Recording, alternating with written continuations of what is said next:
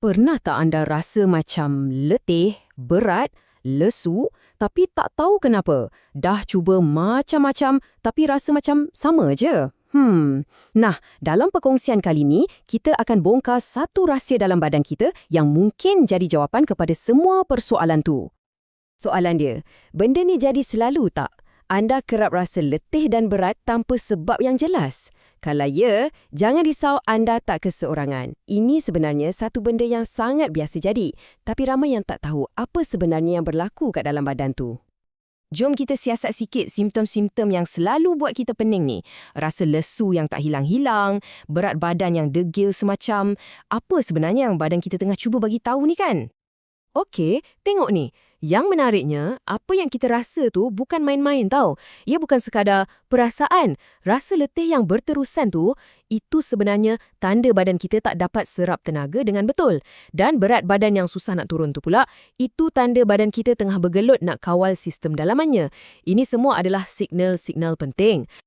Okey, so dari mana datangnya semua ni? Jom kita gali lebih dalam lagi. Selalunya kan, jawapan dia ada depan mata kita je dalam tabiat harian kita. Benda-benda yang kita anggap remeh, tapi impaknya, wow, besar. Menurut sumber kajian kita, inilah antara suspek-suspek utamanya. Makanan segera, makanan yang diproses, makanan bergoreng, minuman manis. Nampak tak corak dia?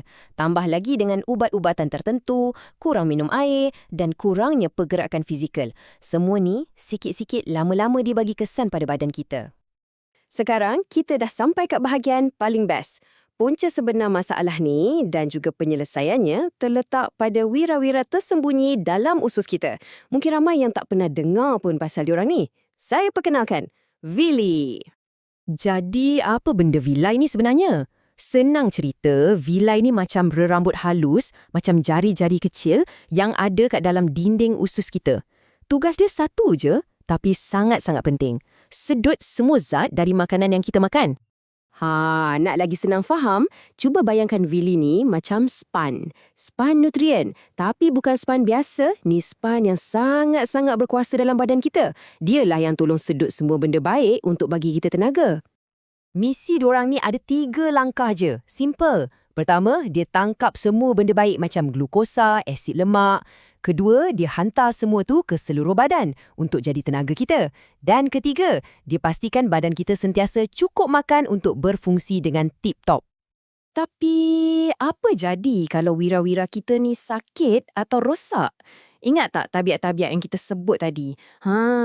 Itulah penjahat yang boleh cederakan villi ni. Dan bila villi rosak, kesannya memang terasa. Jadi, cuba tengok perbezaan ni. Bila villi sihat, penyerapan zat jadi maksimum. Badan kita rasa bertenaga, seimbang, macam enjin yang dapat minyak paling power.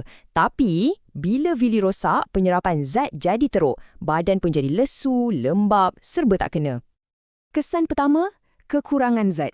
Bayangkan, anda dah makan sedap-sedap, makanan sihat, tapi badan tak dapat apa-apa. Sebab span kita dah rosak. Semua zat tu lalu macam tu je. Rugi kan? Kesan nombor 2 ni, ni yang kita rasa hari-hari tu, lemah dan letih. Nampak tak kaitan dia sekarang? Bila badan tak dapat bahan api, tak dapat nutrien, memang tak ada tenaga lah jawabnya. Itulah punca kenapa kita rasa lesu memanjang. Lepas tu, sistem pencernaan pun mula buat hal. Perut kembung, sembelit, kadang-kadang cirit-birit. Ini semua tanda-tanda sistem dalaman kita tengah tak stabil dan perlukan perhatian. Dan yang terakhir, ni yang ramai orang frust, masalah berat badan. Rasa macam makan sikit je dah naik, nak turun punyalah susah. Ini bukan sebab anda tak usaha, tapi sebab badan anda sendiri tengah bergelut nak uruskan semua benda dengan betul. Okey, sekarang rahsia dah terbongkar. Anda dah tahu puncanya. Dan bila kita tahu punca, barulah kita boleh cari jalan penyelesaian. Pengetahuan ni adalah kuasa pertama anda untuk mula berubah. Macam yang sumber kajian kita sebut, dan saya rasa ni sangat betul, bila kita faham proses ni, kita akan rasa lebih yakin untuk amalkan diet dan gaya hidup yang lebih sihat. Betul kan? Sebab kita tahu kenapa kita buat perubahan tu. Jadi, saya nak tinggalkan anda dengan satu soalan. Sekarang anda dah kenal villi anda, wira-wira dalam usus anda tu, apa satu benda kecil, satu je, yang anda boleh buat untuk mereka hari ni? tak perlu drastik. Mungkin tukar air manis ke air kosong? Fikirkanlah.